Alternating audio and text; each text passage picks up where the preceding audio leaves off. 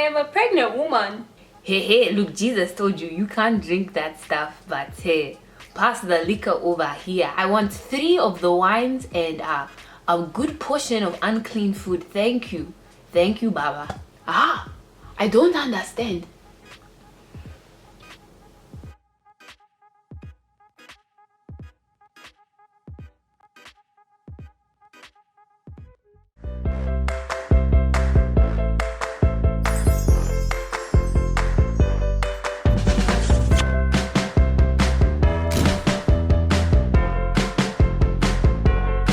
Hello, my lovely people. I like to say I'm excited to do this series. Understatement, period. Like, I'm so beyond excited, you guys don't even know. So like I said in my last video, we're going to be doing a Samson series to get to know a little bit more about him, his life, just everything, get a bit of advice for our own lives, you know, just benefits. Okay, so it all begins in Judges 13. To be honest, I'm not even going to read the entire chapter. I'm going to give you guys a summary of chapter 13 because I'm kind like that.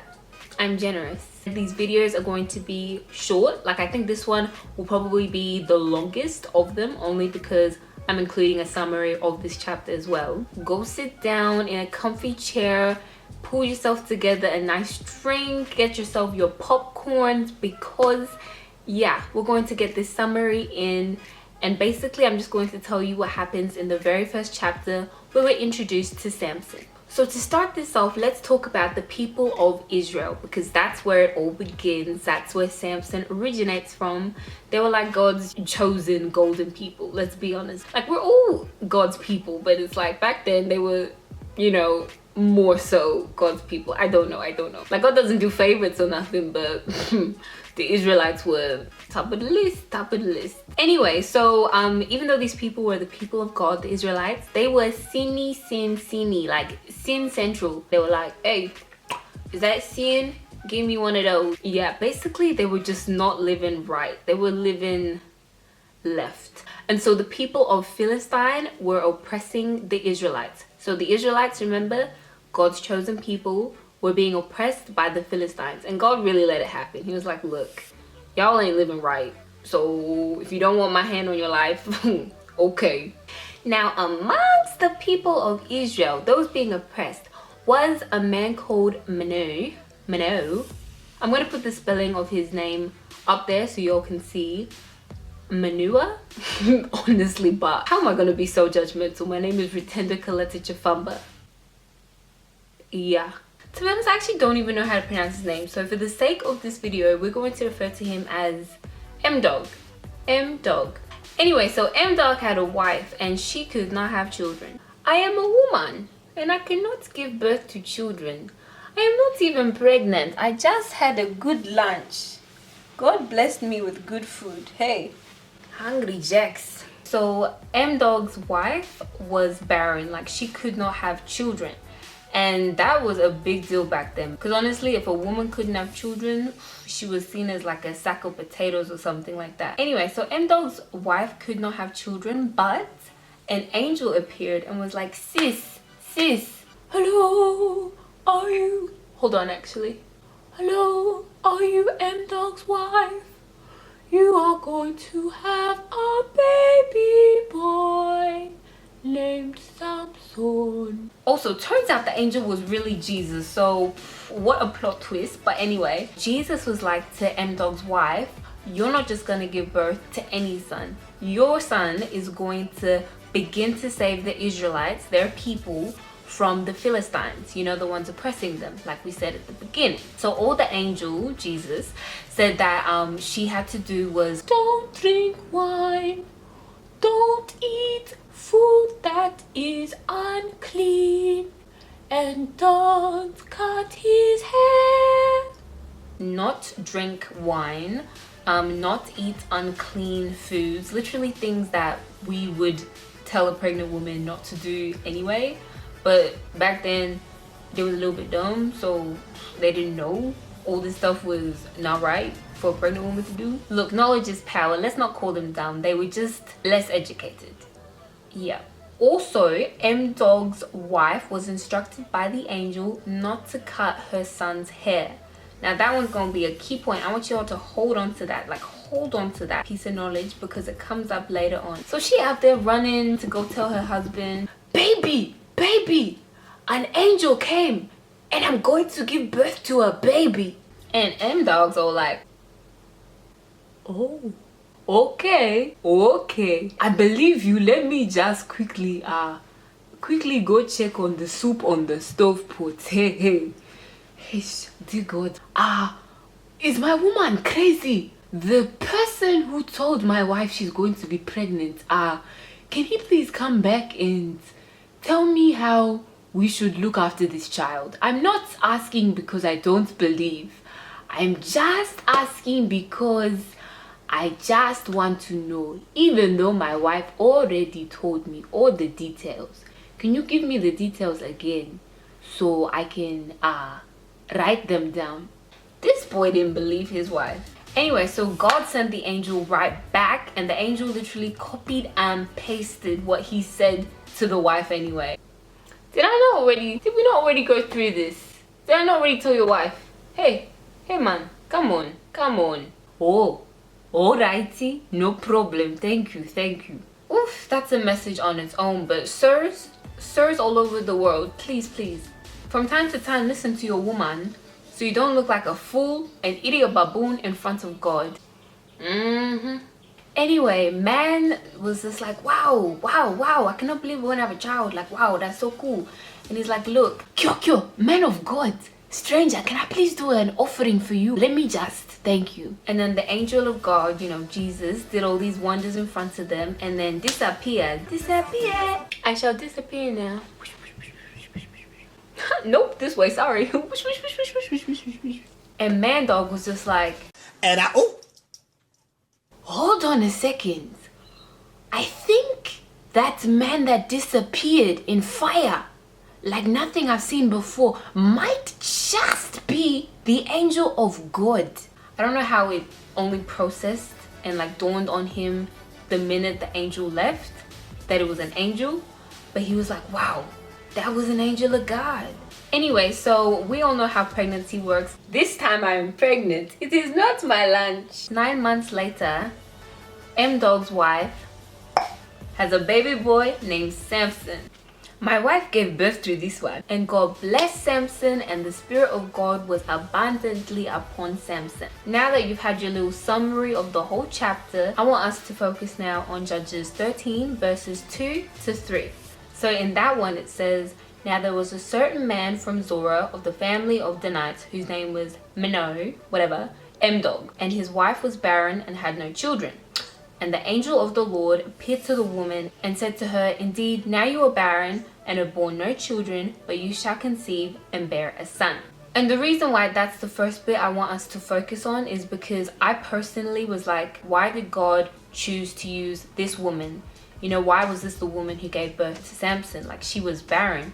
She wasn't able to have children. Like, why did God use her? But there's something about God that amazes me, because he always seems to use people who are desperate, people who are unqualified, people who everyone else seems to overlook. The Bible is literally a book about God using imperfect people to carry out his will and to carry out his plan on this earth if they're willing. And now I want us to know that this woman being barren is not something to be taken lightly. Like, seriously, back in that day, women had no rights whatsoever. Like, I'm a feminist, we all is, well, at least we all should be, because feminism is just about supporting women's rights and all people's rights. But anyway, literally women back then were seen as the baby makers, and if you couldn't give birth, if you could not fall pregnant, wow. Thank Jesus Christ of Nazareth that I was not born back then, because I kid you not, I would have been so opinionated. I would have been like, oh hell no! If you think I'm just a baby maker and nothing more, you got another thing coming. I kid you not, by my 3rd birthday, they would have killed me. They really would have, because I talk that much. But yeah, women back then were primarily baby makers. That's all they were seen as. And if they couldn't have children, it's as though they had no worth, as though they had no purpose. So imagine how this woman would have felt.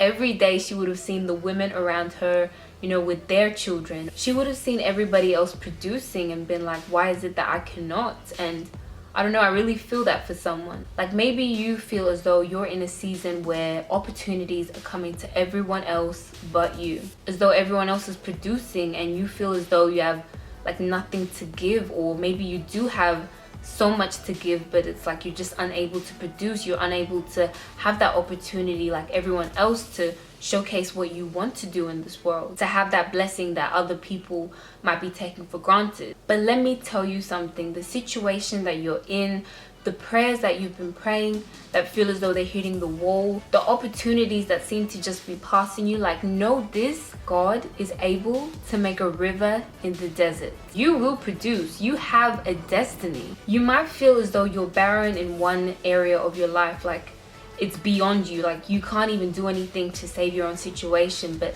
in those very areas where you feel barren, where you feel like there is lack, those are the very areas where God will use you to birth greatness. Like with my own life, I can honestly say I feel that with modeling, just because I know deep down within me that is something that I am supposed to do. I don't know, I enjoy it so much and I feel so drawn to modeling. Like I can't even express it. Like I know it's for me. Like it's not one of those ways where it's like I feel as though I'm the most beautiful person and I deserve to be on a platform and, you know, say, look at me guys, I look so great. But no, I just genuinely feel as though God has given me that passion and that desire from a very early age. Like I don't feel as though I want to do modeling as the only thing in my life. Like I'm still studying law and I still have other things in my life that I'm pursuing. It's just I feel like modeling is definitely something that's for me. But it has been time after time where I've not been able to produce. Like I cannot even begin to explain how many times I've been rejected time after time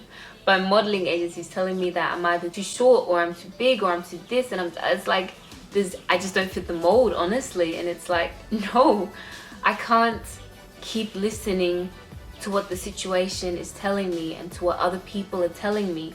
And I can't keep focusing on the fact that everybody else around me seems to be producing. Like I see so many people and I know so many people who are producing. They're in the modeling industry, and to be honest, I'm not called to be jealous of them. I'm not called to compare how they're doing in life with how I'm doing in life. I'm just called to believe that if God has destined for me to be there, I'm gonna be there.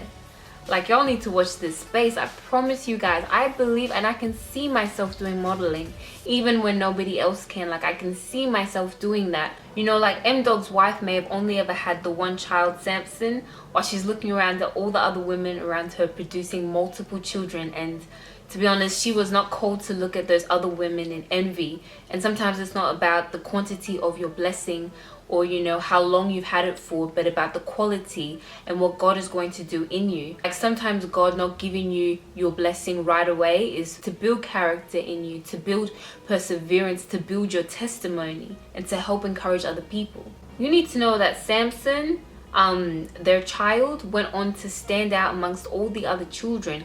And it's like if we're not careful, we're going to end up comparing our blessing with other people's and thinking it didn't come at the time as everyone else's. It didn't come looking like everyone else's. But it's like stop for just a second and realize that what God is doing in your life, like it's on a different level. There's a different quality to it. It's a different type of blessing that's attached to your destiny. But if you're not careful, you're going to start comparing it with other people's and thinking that God's doing you dirty when really God is just building you. I want you to know that it doesn't matter what the situation looks like. You need to keep the mentality that what God has said about you and over your life is going to happen. Like I have to have faith and belief that I am a model before anybody else sees me as one, before anybody else can even picture me or accept me as one. I personally for myself have to see myself that way. There was a time when I just gave up on myself as well. I was like, well, if nobody else can see me as a model, I won't see myself as that either. But this year I actually had to tell myself, no sis, like if you keep working on you, like God's going to make that door open and nobody's going to be able to shut it. And that's the same with you, you know, before you actually start producing, you need to start seeing yourself as a person who can produce, you know. I don't know what it is for you. Maybe it's the music industry, maybe it's with jobs, or maybe it's with your family, a relationship. I don't know what it is, but honestly, you need to start seeing yourself in the position of someone who can produce, because I promise you, God has not forgotten you. You are going to produce in every area where it seems dry. It's just you need to wait. So yeah, those are the things I wanted to touch on from that verse. Just a reminder that in those areas where you feel as though everybody else is producing and having an opportunity but you know, just know that God operates differently with each person, and he's got a plan for you. And if your blessing is taking longer than everyone else's, don't take that as a sign that you're not going to be able to produce, you're not going to be able to do something great, because quite honestly, God will use the least qualified people, the people that everybody overlooks, to do such great things. All right, so now I'm going to say a quick prayer, so let me get into that.